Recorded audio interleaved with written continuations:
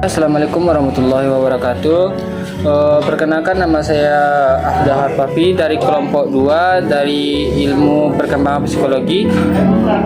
Dengan anggota saya sendiri Afdahar Papi, Amelia Kintara dan Anggi Asrita.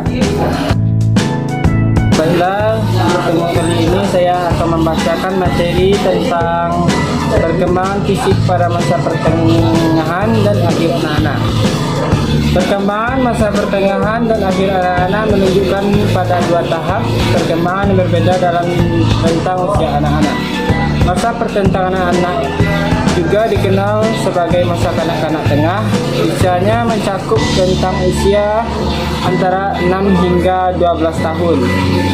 Pada tahap ini, anak-anak mulai memperluas keterampilan sosial, kognitif, dan fisik mereka. Masa-masa akhir anak-anak juga dikenal sebagai masa remaja awal, mencakup rentang usia 10 hingga 18 tahun. Anak-anak mengalami perubahan fisik dan psikologis dan signifikan saat memasuki masa pubertas. Baiklah, kita masuk ke poin A, keadaan berat dan tinggi badan. Selama masa pertengahan dan akhir anak-anak tumbuh tinggi sekitar 5-6% dan berat badan hingga 10% setiap tahun. Anak-anak bertumbuh rata-rata hingga 7,6 cm setahun. Hingga pada usia 11 tahun, tinggi rata-rata anak perempuan 147 cm dan tinggi rata-rata anak laki-laki 146 cm. Dan yang kedua, perkembangan motorik. Untuk memperhalus keterampilan motorik mereka, anak-anak terus melakukan berbagai aktivitas fisik. Aktivitas fisik ini dilakukan untuk bentuk permainan yang kadang-kadang bersifat informal, permainan yang diatur sendiri oleh anak-anak. Baiklah, saya akan membacakan poin B, perubahan pubertas. Masa pubertas adalah masa yang unik yang khusus ditandai oleh berbagai ciri tersendiri dan perubahan perkembangan tidak muncul pada tahap-tahap lainnya. Di antaranya ciri penting adalah masa transisi. Pada tumpang tindih dikatakan transisi disebut pubertas berada dalam peralihan antara masa kanak-kanak dengan masa perubahan fisik yang ditandai dengan mulai berfungsi organ seksual sekunder. Yang terjadi pada masa remaja, perubahan yang mencolok adalah perubahan fisik, alat produksi, kognitif, dan psikososial yang secara alamiah, dan terkadang remaja tidak tahu terhadap perubahan tersebut dan menyebabkan mereka cemas dan malu.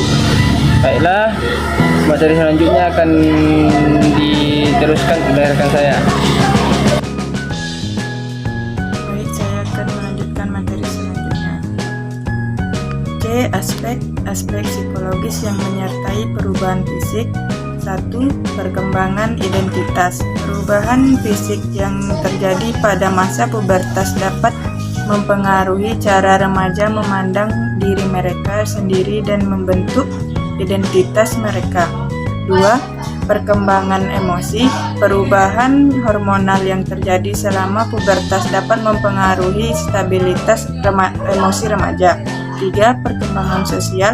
Perubahan fisik pada masa pubertas juga dapat mempengaruhi hubungan sosial remaja. 4. Perkembangan seksualitas. Perubahan fisik yang terjadi selama pubertas juga berhubungan dengan perkembangan seksualitas remaja. 5. Perkembangan kognitif. Perubahan fisik pada masa pubertas juga dapat mempengaruhi perkembangan kognitif remaja. Faktor yang mempengaruhi perubahan dan perkembangan fisik. 1. Faktor genetik atau keluarga. Faktor genetik memainkan peran penting dalam menentukan pertumbuhan dan perkembangan fisik seseorang.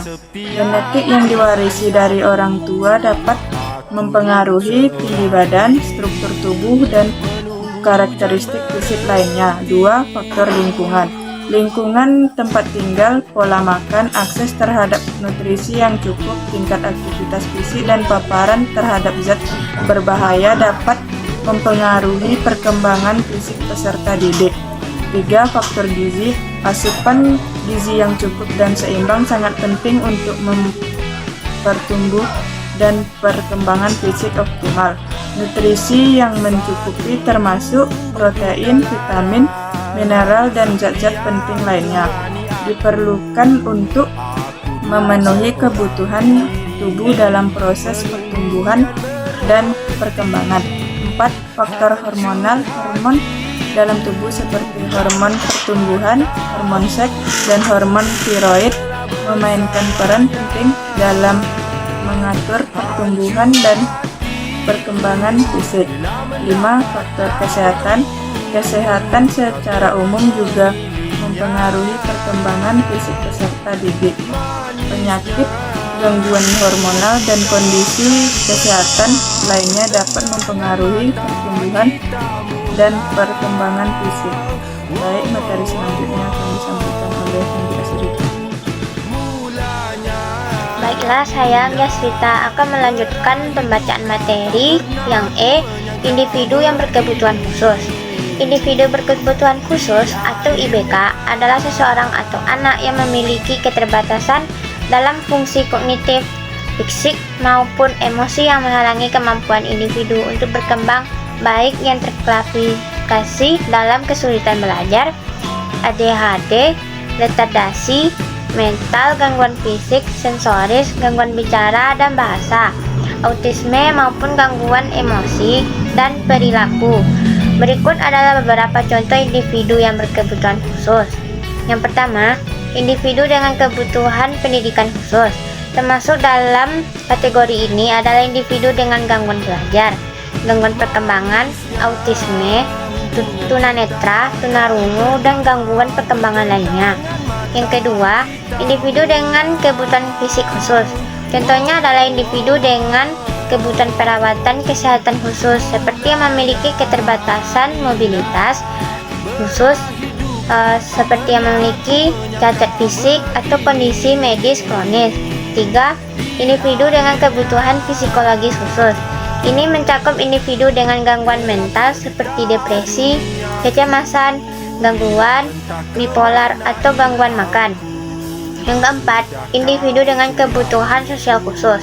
Ini termasuk individu dengan kesulitan dalam berinteraksi sosial, seperti individu dengan spektrum autisme atau gangguan perkembangan sosial. Yang kelima, individu dengan kebutuhan bahasa khusus. Ini mencakup individu dengan kesulitan berkomunikasi, seperti individu dengan gangguan bicara atau gangguan bahasa. Perkembangan fisik dalam Al-Quran. Pengertian perkembangan fisik manusia. Perkembangan perihal berkembang secara etimologi yang berarti menjadi bertambah sempurna, baik pribadi, pikiran, dan pengetahuan seseorang.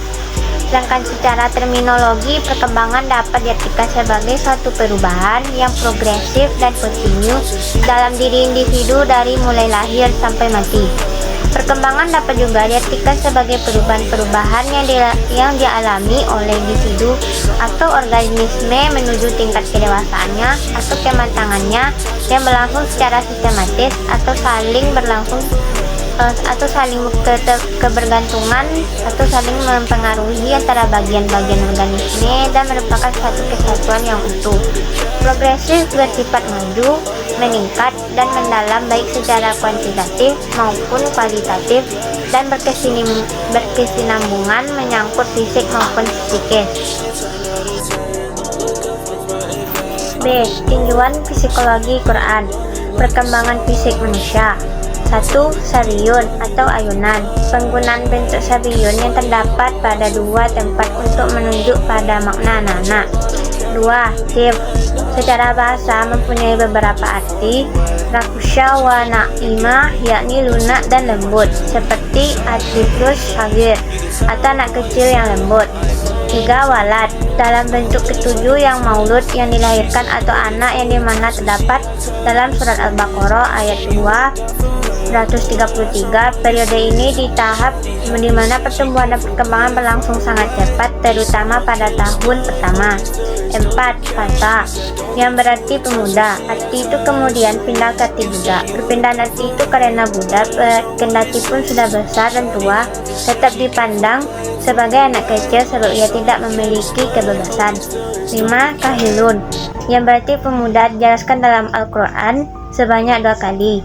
Periode ini tahap di mana pertambahan dalam pertumbuhan dan perkembangan sudah sulit diamati.